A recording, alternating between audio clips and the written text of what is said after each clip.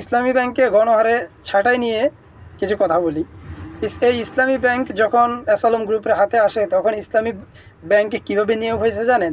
সেখানে তাদের চাকরি প্রার্থীদের একমাত্র শর্ত ছিল তারা পটিয়ার নাগরিক হতে হবে এবং তারা পটিয়ার যে কোনো একটা স্কুল কলেজের সার্টিফিকেট তাদের লাগবে। এই দুইটাই মেইন পয়েন্ট, এবং যারা এই দুইটা দেখাইতে পারছে তাদের কোনো পরীক্ষা নেওয়া হয় নাই, তাদের কোনো অন্যান্য যোগ্যতা যাচাই করা হয় নাই, তাদেরকে এমনিতে চাকরি দেওয়া হয়েছে এবং এইভাবেই তাদেরকে পোস্টিং দেওয়া হয়েছে।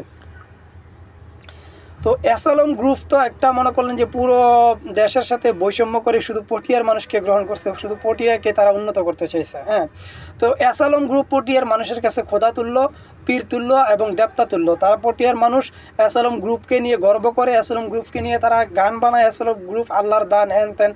তো ভাই, আপনাদের যারা উপকার করছে অবশ্যই আপনারা তাদের গুণগান গাইবেন, ঠিক আছে, কিন্তু পুরো রাষ্ট্রের সাথে যারা বেইমানি করে, বৈষম্য করে, লক্ষ লক্ষ কোটি টাকা পাচার করে যারা এই ধরনের এই প্রতিষ্ঠানে এককভাবে আপনাদেরকে নিয়োগ দেওয়া হয়েছে, আপনাদের কি মনে হয় না এটা যে অন্যায় ছিল? আপনাদের কি মনে হয় না যে এটা বৈষম্য ছিল? পুরো রাষ্ট্রের সাথে বৈষম্য করে আপনাদেরকে নিয়োগ দিচ্ছে, অন্যান্য অঞ্চলের মানুষের সাথে বৈষম্য করে আপনাদেরকে নিয়োগ দিচ্ছে, এটা কি আপনাদের মনে হয় না একটুও? না, আপনাদের মনে হয় না। আপনাদের মন মানসিকতার সমস্যা আছে, আপনারা নিজের দোষ স্বীকার করতে চান না। তো আপনাদেরকে তো সুযোগ দেওয়া হয়েছে, পরীক্ষা দেওয়ার জন্য সুযোগ দেওয়া হয়েছে, মাত্র 17-18 জন পরীক্ষা দিচ্ছে, বাকিগুলো দেয় নাই। কেন দেন নাই আপনারা? আপনাদের কি যোগ্যতা নাই? আপনাদের কি ওই সৎসাহস নাই?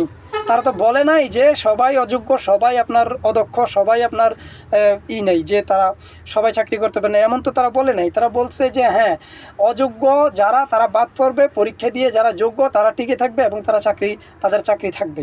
সে সুযোগটা তো আপনাদেরকে দিছে, কিন্তু আপনারা সেটা মানতেছেন না কেন?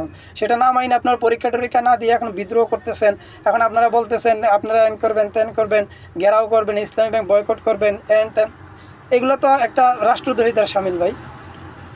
এখন কেন মায়া কান্না করতেছেন? যান না, পরীক্ষা দেন, সৎসাহস থাকলে পরীক্ষা দেন, পরীক্ষা দিয়ে উন্নতি হইয়া আপনারা নিজের পোস্ট নিজে বসেন, সমস্যা কি? ওই সৎসাহস কি আপনাদের নাই? থাকলে আসেন না।